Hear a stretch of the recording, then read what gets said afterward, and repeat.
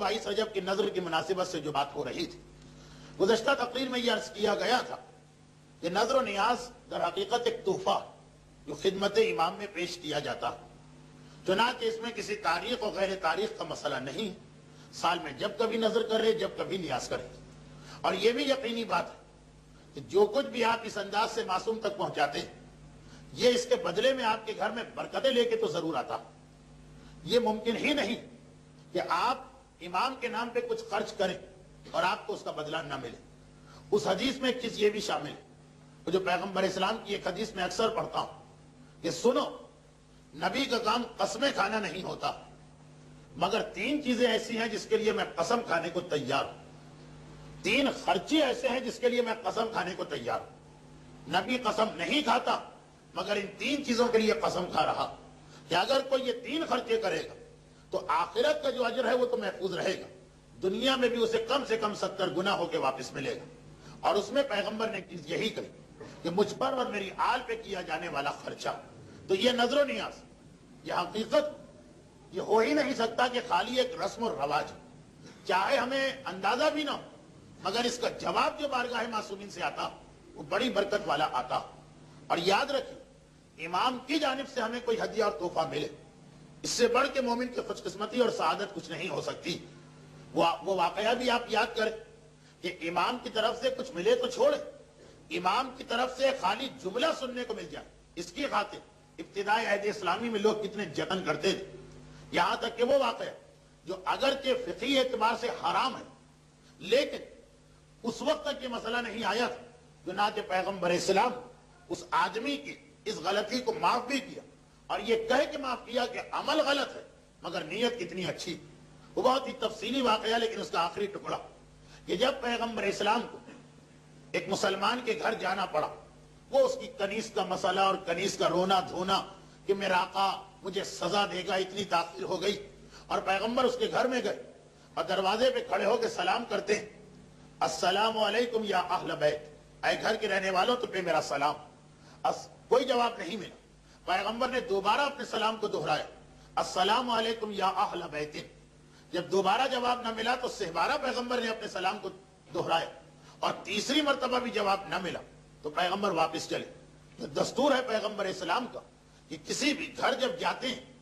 تو 3 مرتبہ سلام کرتے ہیں، اگر تینوں مرتبہ میں جواب نہ ملے تو پیغمبر سمجھ لیتے ہیں کہ یا تو گھر میں کوئی ہے نہیں یا ہے تو اس وقت مل نہیں سکتا،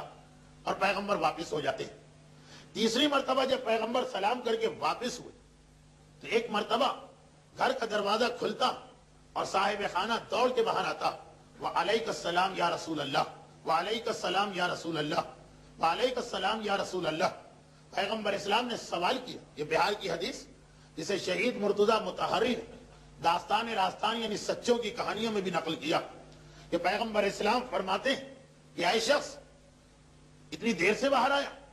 کیا میرے سلام کی آواز تو نے نہیں سنی؟ کہا اللہ کے رسول آواز تو سن لی تھی۔ تو کہا کہ پھر جواب کیوں نہیں دیا؟ کہا کہ اے اللہ کے رسول، جب آپ سلام کر رہے تھے، سلام کیا ہے؟ سلام کے معنی ہے تم پر سلامتی۔ اسلام کی نگاہ میں ایک مومن پر دوسرے مومن کی جان مال اور عزت کا کتنا احترام کہ جب پہلی ملاقات ہو اس کا چہرہ دیکھو تو پہلی بات یہی کہو کہ اللہ کی سلامتی تم پر، میں تمہارے لیے پیغام سلامتی لے کے آیا ہوں۔ تو اس نے کہا کہ اللہ کے رسول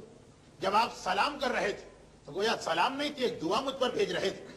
میں نے سوچا کہ اگر میں پہلی مرتبہ آپ کو جواب دے دوں گا تو آپ دوبارہ سلام نہیں کریں گے، اور میرا دل چاہ رہا تھا کہ مجھے اور میرے گھر والوں کو آپ کی طرف سے زیادہ دعا ملے، چنانچہ میں نے دوبارہ آپ کا سلام سنا، اور پھر میں نے سوچا کہ اگر میں نے جواب دے دیا تو جو دعا رسول کی زبان سے میرے گھر میں آ رہی اس کا سلسلہ رک جائے گا، چنانچہ میں نے پھر انتظار کیا۔ تیسری مرتبہ جو آپ نے سلام کیا یہ تیسری دعا بنی، پھر بھی میرا دل نہیں چاہ رہا تھا جواب دینے کا کہ اگر میں جواب دیتا ہوں تو دعائے سلامتی میں کمی ہوتی ہے، ایک مرتبہ آپ اور سلام کریں، لیکن جب میں نے دیکھا کہ آپ تیسرے سلام کے بعد آپ واپس پلٹ رہے ہیں تو پھر میں نے آپ کو سلام کا جواب دیا۔ آج تو فقہی اعتبار سے جواب سلام واجب بھی ہے اور واجب فوری بھی ہے، فوراً جواب دینا، یہاں تک کہ اگر نماز تک میں آپ کو کوئی سلام کرے تو مسائل شریعہ کا خیال کرتے ہوئے اسی نماز میں آپ کو جواب سلام کرنا رد السلام واجب، لیکن پہلی بات یہ واقعہ اس وقت کا ہے کہ جب یہ فقہی حکم نہیں آیا تھا، اور دوسری بات یہ کہ بہرحال وہ انسان اس مسئلے سے جاہل تھا، تو پیغمبر اسلام نے کیا اس سے ارشاد فرمایا؟ کہا کہ اے شخص تیرا عمل تو انتہائی بدتر تھا، کہ اگر اسلام میں سلام کا جواب اس وقت تک واجب نہ بھی ہوا تب بھی بہرحال ایک آدمی پکار رہا، اسے زیادہ زحمت میں ڈالنا،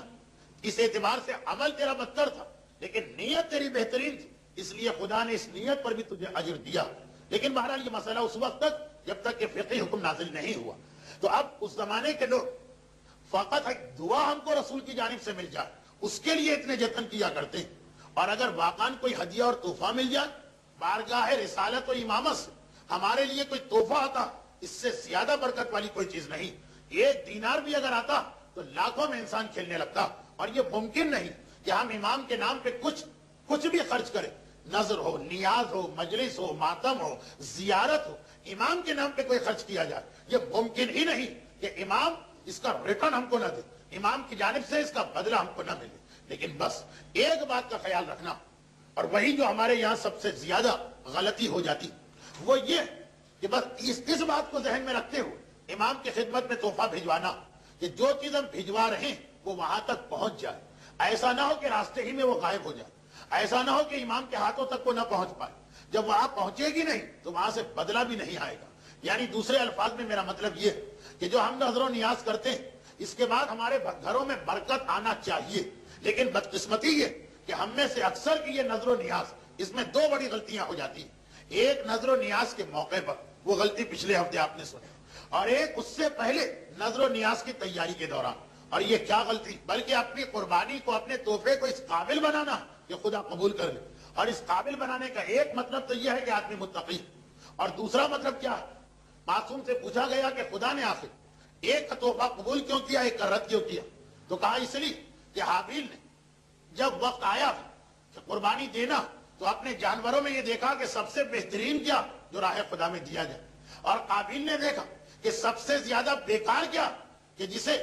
پیسے ہی کوڑے میں پھینکنا تھا، چلو اللہ کے نام پہ دے دو۔ یہ فکر کا فرق آ گیا۔ یہاں پہ ہمارے سامنے دو فکر ہے، دو فکریں ہیں۔ ایک یہ کہ جب انسان کو راہ خدا میں دینا ہوتا تو ایک آدمی یہ چاہتا کہ میں اپنے مال کا، اپنی جائیداد کا بہترین سے بہترین راہ خدا میں پیش کروں، اور ایک فکر یہ ہے کہ دینا تو ہے، بچنا تو نہیں، بھاگنا تو نہیں، لیکن وہ چیز راہ خدا میں دو جو اپنے کسی کام کی نہ ہو، ویسے ہی بیکار ہے، ٹوٹی پھوٹی ہے، اٹھا کے کسی کواڑی کے ہاتھ میں فروخت کرنا، تو معاذ اللہ خدا سے بہتر کون ہے، اسی کو دے دو۔ ایک یہ فکر آئی اور ایک وہ فکر آئی۔ اللہ کے یہاں قبولیت کس کی ہے کہ جو اپنی بہترین عزیز ترین شے راہ خدا میں دیتا، اور اللہ کے یہاں کس کا عمل رد ہے کہ جو بدترین چیز کو راہ خدا میں پیش کر رہا ہے۔ نہ صرف یہ کہ رد، بلکہ اس کے بعد وہ انسان ایسا ہوتا کہ قیامت تک کے لیے لعنتوں میں اولیت قابیل کو حاصل ہوئی۔ پہلی لعنت قابیل پہ آئی، جتنے بعد میں ملعون وہ بہرحال ہیں سب قابیل کے بعد، اولیت تو قابیل ہی کو ملی۔ اب دیکھیے یہی چیز ہمارے یہاں نظر و نیاز کرنا، مسجد میں، امام بارگاہ میں، کسی دینی کام میں، کسی عالم پر، کسی مدرسے پر، کسی طالب علم پر،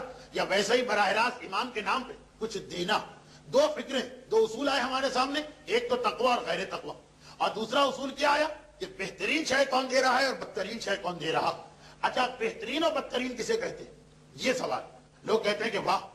آج کل ہم بہترین چیزیں دیا کرتے، پہلے زمانے میں لوگ وہ میٹھی ٹکیاں رکھ دیتے تھے نظر و نیاز میں کہ کھائی بھی نہ جائے، اب بریانی ہے، اب قورمہ ہے، اب حلیم ہے، اب ایک سے ایک ٹیسٹی، ایک سے ایک لذیذ، ایک سے ایک معاشرے کی پسندیدہ غذا اس کے اوپر لا کے رکھی جاتی۔ وہ پہلے زمانے کے معاذ اللہ سوکھے سوکھے دسترخوان سے کہ آدمی فقط چک کے اٹھ جاتا تھا، آج دنیا کی ہر نعمت کو لا کے رکھا۔ تو ہم تو حابیل کی سنت پہ چل رہے ہیں کہ اپنے مال سے بہترین بریانی پکاتے ہیں، اور بہترین مثلا کھچڑا، بہترین دال، جو کچھ بھی ہر چیز سپرلیٹو ڈگری والی تیار کرتے، ہم حابیل کی سنت پہ عمل کر رہے ہیں۔ جی نہیں، اس کا نام بہترین نہیں۔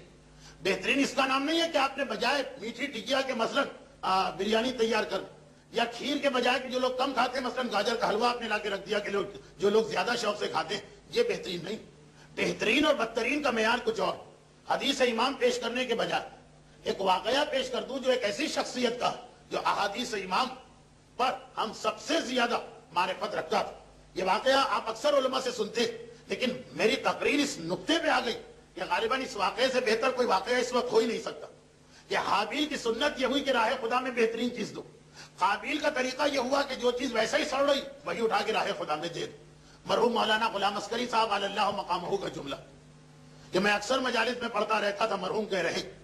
کہ دیکھیے علم دین واجب ہے، علم دین لازم ہے، یہ واجب کفائی ہے۔ آپ اپنی اولاد میں سے کسی کو ڈاکٹر بناتے ہیں، کسی کو انجینئر بناتے ہیں، تو اسی طرح سے آپ کسی کو عالم بھی بنائیے۔ خیر معاشرے پہ کیا اثر ہو، ٹس سے بس نہیں ہوتا ہے معاشرہ۔ لیکن ایک دن ایک مرد مومن میرے پاس اپنے بیٹے کو لے کے آ گیا، کہا کہ مولانا میں آپ کی تقریر سن کے بڑا متاثر ہوا، اور یہ میرا بیٹا حاضر ہے آپ کے لیے، جو آپ کا مدرسہ ہے داخل کیجیے اور اسے عالم بنائے۔ مولانا کہتے بڑی خوشی ہوئی، کسی پہ تو اثر ہوا میری بات کا، اگر ایک مرتبہ پوچھ لیا کہ بہرحال کس چیز نے آپ کو سب سے زیادہ شوق دلایا کہ اپنے بیٹے کو عالم بنا، تو اس کا جواب کیا تھا؟ خیر اس کا جواب تو جو کچھ ہو میں اپنے الفاظ میں یہ کہہ رہا ہوں، اس کا جواب کیا تھا؟ مولانا پوچھ رہے ہیں کس چیز نے آپ کو شوق دلا، کس چیز نے آپ کو انکریج کیا کہ آپ بیٹے کو عالم بنا؟ کیا جواب ہوگا؟ ثواب۔ کیا جواب ہوگا؟ عالم کی اہمیت۔ کیا جواب ہوگا؟ امام کے یہاں جو مرتبہ ہے ایک عالم اور اس کے گھر والوں کا۔ لیکن ایک جواب کیا تھا؟ بیٹے کی نالائقیت۔ اتنا نالائق بیٹا تھا جس نے مجبور کر دی کہ مولانا میں نے اس بیٹے کو ہر لائن میں ڈالا، پڑھانا چاہا تو پڑھنے سے انکار کیا، کام سکھانا چاہا تو کام کرنے سے انکار کیا، کسی لائن میں یہ فٹ نہیں ہو رہا تو میں نے سوچا کہ اس کو عالم ہی بنا لو، کسی نہ کسی طرح اپنا گزارا کر لے گا۔ یہ طریقہ جو مولانا نے ایک واقعہ سنایا، جو وہی میں کہہ رہا ہوں طریقہ قابل، کہ جو چیز بالکل بیکار ہو بھیجو، اور حابیل جو بہترین سے بہترین، آپ کے خیال میں آپ کی اولاد میں جو سب سے بریلینٹ، جس پر آپ کو سب سے زیادہ بھروسہ، جس پر آپ کو سب سے زیادہ یقین ہے کہ خاندان کا نام جو ہے وہ چمکا دے، وہ پیش کیا جائے بارگاہ الہی میں کہ پروردگارا بہترین میری اولاد ہے اس لیے تیرے راستے میں میں پیش کر رہا ہوں۔ یہ تو خیر ایک ضمنی بات آ گئی، لیکن اس اصول کی بات نظر و نیاز کی روشنی کہ اگر ہم یہ سمجھیں کہ اچھے باورچی کا ہاتھ لگنے سے، اگر ہم یہ سمجھیں کہ لذیذ غذا تیار کرنے سے ہمارا دسترخوان جناب حابیل کی طرح سے بہترین بن گیا تو یہ غلط، کیونکہ پہلی بات تو یہ بس یہی آخری جملہ کہ جسے آپ لذیذ ترین سمجھ رہے ہیں، ہو سکتا ہے ہمیں اور آپ کو لذیذ ترین لگے جو آئے، مگر یہ دسترخوان تو امام کے لیے جا رہا، امام اس کو لذیذ ترین سمجھ رہے ہیں یا نہیں؟ امام کے یہاں لذت کا معیار کیا؟ امام کے یہاں بہترین کھانے کا معیار کیا؟ بریانی امام کے یہاں بہترین کھانا نہیں، قورمہ امام کے یہاں بہترین کھانا نہیں، یہ جملے امام کے یہاں بہترین کھانا نہیں کہ کیا پکایا تھا کہ لوگ انگلیاں چاٹتے رہ گئے، یہ امام کے یہاں معیار نہیں۔ امام کا معیار بہلول دانا سے پوچھے، بہت مشہور واقعہ، لیکن اس سے اندازہ کہ امام کے یہاں بہترین غذا کسے کہتے ہیں کہ پھر وہ قبول ہو۔ اور اس کی مزید کچھ وضاحتیں آئندہ ہی ہوں گی، آج تو وقت نہ رہا درس میں۔ بہلول دانا، وہ دانا کہ دنیا ان کو دیوانہ سمجھ رہی، مگر صاحبان معرفت جانتے ہیں کہ اس دور میں معصوم کے شاگردوں میں ان سے زیادہ دانا کوئی نہیں۔ ہارون سے اکثر ان کے مذاق چلتے رہتے ہیں، بعض علماء نے لکھا بھی ہے کہ یہ ہارون کے چچا زاد بھائی تھے، ذرا دور کے رشتے سے، لیکن بہرحال خاندان کے افراد میں سے ایک فرد تھے۔ بہلول دانا شہر سے باہر ویرانے میں بیٹھے، پرانا زمانہ جہاں شہر کا کوڑا کرکٹ ڈسپوز آف کرنے کا ایک ہی طریقہ تھا کہ شہر سے باہر وہ مزبلہ بنایا جاتا ہے، کوڑا گھر، اور پورے شہر کا کوڑا لا کے وہاں ڈال دیا جاتا، سڑتا ہوا کوڑا، پیٹ پھٹے ہوئے جانور، مردار جانور، اور غرض یہ کہ ہر قسم کا کوڑا۔ بہلول وہاں بیٹھے، ہارون کے یہاں کسی کی دعوت تھی، چنانچہ بہترین کھانے پکائے گئے، شاہی باورچی سے کہا گیا کہ آج دعوت والے کھانے پکانا، اس نے بھی بہت محنت کے ساتھ بہترین کھانے پکائے۔ خلفاء کا ایک خاص طریقہ کار ہمیشہ رہتا، بلکہ ہر بادشاہ کا ایک خاص ڈش تیار ہوتی ہے فقط بادشاہ کے لیے، اور وہ ڈش جو ہے اصل میں ایک قسم کا وہ پریسٹیج میٹر ہوتی، یعنی بادشاہ صرف بادشاہ اس کو دسترخوان پہ بادشاہ کے لیے مخصوص، اور اگر بادشاہ اس میں سے ایک آدھ لقمہ کسی کو دے تو یہ گویا اس کے لیے ایک بڑی عزت، ایک آنر ہو گیا۔ جیسے آج کل کسی کو میڈل ویڈل دیے جاتے ہیں، وہ ایک لقمہ ایک عزت ہو گئی کہ بادشاہ مجھے اتنا بڑا اعزاز دیا، ایک لقمہ۔ آج بھی دسترخوان پہ سارے کھانے سجائے گئے اور وہ اسپیشل ڈش بھی لائی گئی، طعام شاہی۔ خیر کھانے کے دوران جو مہمان آئے تھے سب کے سب وی آئی پیز تھے، ان میں سے ایک یا دو کو ہارون نے ایک ایک لقمہ اس میں سے دے دی، جو اب آج کل کی اصطلاح میں سارا دسترخوان وی آئی پیز کا تھا، مگر یہ لوگ وی آئی پیز تھے، چنانچہ ایک ایک لقمہ ان کو دے دیا گیا۔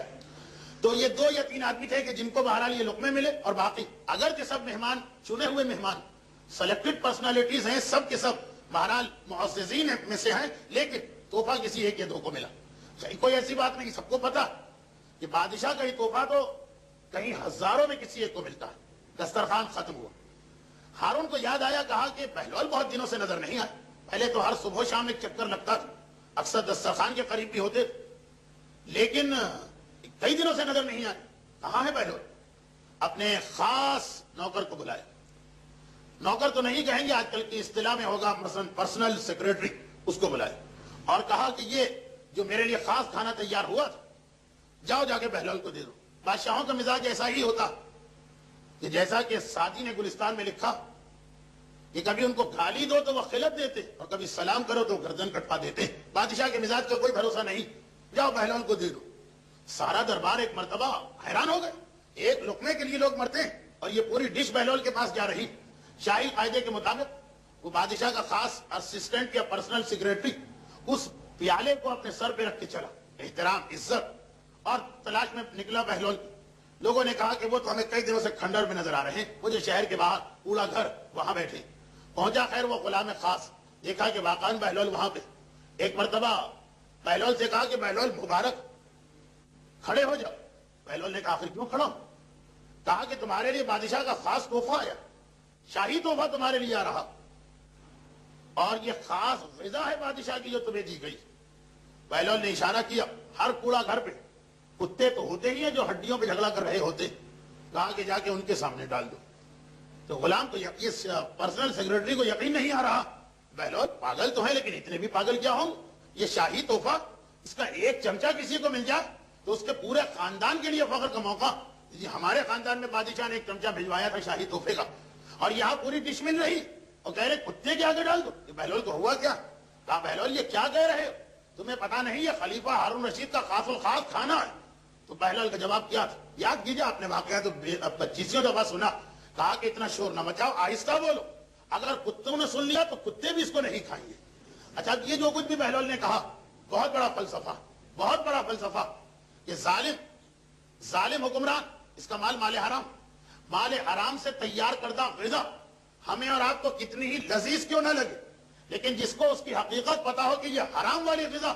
وہ اتنی نجس، اتنی بدبودار، ایسی گھناؤنی، ایسی قیاور ہوتی کہ واقعاً کتوں کو بھی اگر پتا چل جائے کہ یہ مال حرام تو وہ بھی اس کے قریب نہ پھٹکیں اگر وہ مکلف ہوتے، اگر ان کے پاس اتنا احساس ہوتا۔ بہلول بتا رہے ہیں کہ جسے تم بہترین غذا سمجھ رہے ہو چونکہ مال حرام سے تیار شدہ، تو میری نگاہ میں تو یہ کتوں کے قابل بھی نہیں، کتوں کو بھی دھوکہ دے کے کھلایا جا رہا۔ تو اب اگر ہم نے بہترین نظر و نیاز تیار کی، واہ واہ کیا کھانا ہوا ہے آج، کیا دسترخوان تھا فلاں صاحب کا۔ اب تو باقاعدہ یہ 22 رجب کے کنڈے یا اور دوسرے مواقعوں پر ٹینٹ لگتے ہیں، سڑکیں گھیری جاتی ہیں، باقاعدہ بیرے آتے ہیں سرو کرنے کے لیے، بڑی بڑی میزیں ہوتی ہیں، دیکھیں اگر یہ سب خلوص کے ساتھ سب مال حلال سے ہے تو ان مومنین کرام کو ہمارا لاکھ لاکھ سلام کہ جو اس مادی دنیا میں امام معصوم کی خاطر اپنی دولت خرچ کرنے کو تیار۔ پیسہ بہت سو کے پاس ہوتا مگر اتنا جذبہ کس کے پاس ہوتا؟ اگر واقعاً مال حلال ہے اور خلوص دل ہے تو ان سے بہتر کوئی نہیں،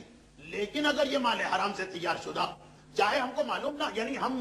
یہ نہیں سمجھ رہے ہیں کہ یہ امام کو تکلیف پہنچائے گا، ہم نے تو اپنے اعتبار سے بڑی محنت کی، لیکن اگر وہ نظر و نیاز مال حرام سے تیار شدہ تو یاد رکھیے امام کی نگاہ میں وہ ایسی بدبودار، وہ ایسا مردار آپ نے تحفہ بھجوایا، وہ آپ نے ایسا نجس تحفہ بھجوایا، ایسا قیاور تحفہ بھجوایا کہ امام معصوم بجائے اس کے کہ اسے تحفہ سمجھے، کوئی تعجب نہیں کہ یہ توہین امام بن جا، یہ نجس ترین چیز جو کتوں کے قابل بھی نہیں، اور تم بارگاہ پروردگار میں بھجوا رہے، تم بارگاہ رسالت میں بھجوا رہے، تم بارگاہ امامت میں بھجوا رہے۔ تو نظر و نیاز کرنا جتنا برکت دلوانے والا عمل، انتہائی بابرکت عمل میں سے ایک، آپ کے گھر کی قسمت بن سکتی، سارے دلدر، ساری پریشانیاں، ساری مصیبتیں دور ہو سکتی اگر ہماری ایسی نیاز ہوئی جو خدا اور امام نے قبول کر لی۔ مگر اس میں سے ایک بات کا خیال رکھنا ہے جو ہمارے یہاں بڑی لاپرواہی ہو رہی، اور سب کے لیے تو نہیں کہا جا سکتا مگر مشاہدے میں یہ ضرور آیا کہ جتنا زیادہ جس کے پاس حرام ہوتا اتنا ہی شاندار و عالیشان اس کا دسترخوان بھی ہو جاتا۔ ہاں ایسے لوگ بھی ہیں جو مال حرام سے بہترین دسترخوان پیش کرتے ہیں، لیکن اکثریت کی میں بات کر رہا ہوں۔ تو ایسی نظر و نیاز جو مال حرام سے خدمت امام میں پہنچائی جا رہی، خود ہی آپ سوچیں کیا یہ امام کی شان کے مطابق، کیا امام اس سے راضی اور خوش ہو سکتے ہیں؟ اگر اس کی وجہ سے امام ہمارے گھر پہ عذاب بھی بھجوا دیں تو تعجب نہیں، مگر بہرحال ہیں وہ رحمت للعالمین کی اولاد، بہرحال ہیں وہ دنیا کے شریف ترین اور کریم ترین انسان، اس لیے ہمارے اس غلط تحفے کے باوجود امام اس کو نظر انداز کر دیتے ہیں۔ مگر اس کا مطلب یہ نہیں کہ ہم اپنی غلطیوں پہ اصرار کریں۔ چنانچہ جو فطرے کے بارے میں مسئلہ لکھا ہے کتابوں میں، یہ فطرے کی پہلی شرط یہ ہے کہ مال حلال سے ہو۔ اگر آپ کے پاس مال حلال نہیں، مال حرام ہی، تو کسی سے قرضہ لے کے آئیے حلال اور اس سے فطرہ دیجئے۔ وہی اصول نظر و نیاز پر بھی مکمل اسی طریقے سے منطبق ہے جس طرح امام خمینی اور آغا خوئی نے اپنی کتابوں میں لکھا۔ اور بس اسی کے ساتھ میری آج کی گفتگو اختتام کو پہنچی۔